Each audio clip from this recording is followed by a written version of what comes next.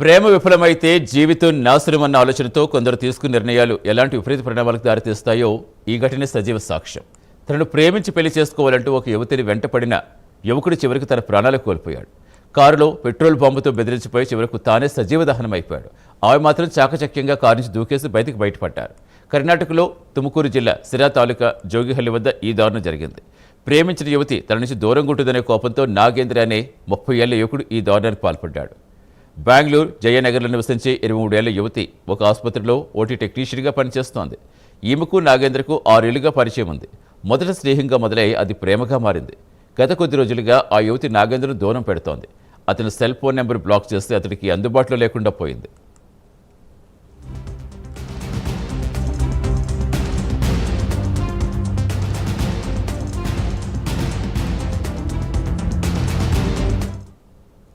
ఎలాగైనా యువతిని దారికి తెచ్చుకోవాలని నిర్ణయించుకున్నాడు.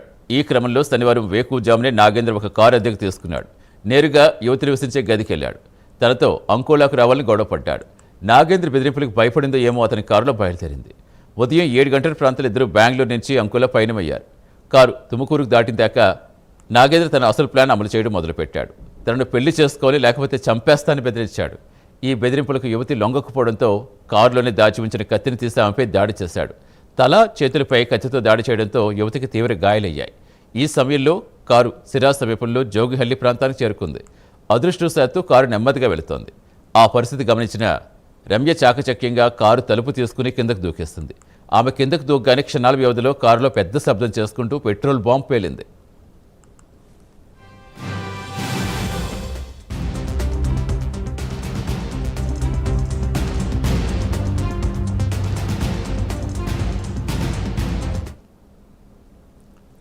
కారులో పెట్రోల్ బాంబు పేలడంతో నాగేంద్ర మంటలో చిక్కుకుని సజీవ దహనమైపోయాడు. ఈ ఘటన స్థానికంగా కలకలం రేపింది. ఘటనా స్థలికి చేరుకుని దర్యాప్తు ప్రారంభించారు పోలీసులు. యువతి దూకుతున్నట్టు గమనించి ఆమెను చంపాలని ఉద్దేశంతోటే పెట్రోల్ బాంబు పేల్చాడా, లేక ప్రమాదవశాత్తు అది పేలిందా అనే కోణంలో విచారణ జరుపుతున్నారు. యువతి ప్రస్తుతం ఆసుపత్రిలో చికిత్స పొందుతోంది. ఈ ఘటన ప్రేమ వైఫల్యం మాత్రమే కాకుండా వ్యక్తిగత ప్రతీకారంతో కూడిన తీవ్ర నేరంగా పోలీసులు భావిస్తున్నారు. నాగేంద్ర వెంట తెచ్చుకున్న కత్తి, పెట్రోల్ బాంబు అంటూ ఈ ఘటనకు అతను ముందుగానే ప్రణాళిక వేస్తున్నట్టుగా సూచిస్తున్నాయి. నాగేంద్రకి పెట్రోల్ బాంబు ఎలా లభించింది, ఇంకేదైనా భాగముందా అని లోతుగా విచారిస్తున్నారు పోలీసులు. యువతి ఇచ్చిన వాంగ్మూలం ఆధారంగా మరిన్ని వివరాలు సేకరించే అవకాశం ఉంది.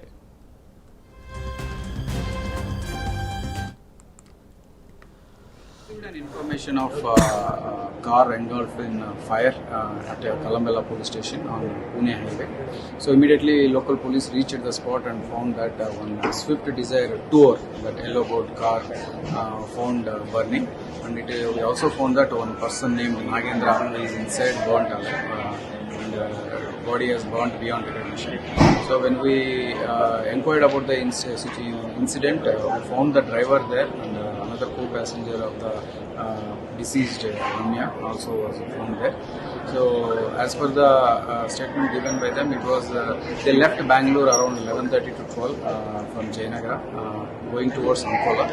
So both the deceased and the girl were in relationship, and because of some relationship issues they had a tussle. And already the local police station of that Jayanagar area, they registered a kidnap case. So the matter has been informed to the driver also. Based on that information and the tussle going on between the boy and girl, he stopped the car, and once he stopped the car, they started fighting. After that, car got into fire. So the reason of the car getting into the fire and the sequence of incidents need to be investigated. We already called our anti-sabotage check team and SOCO team and forensic team. So once we find out the reasons accordingly, we will take the further investigation.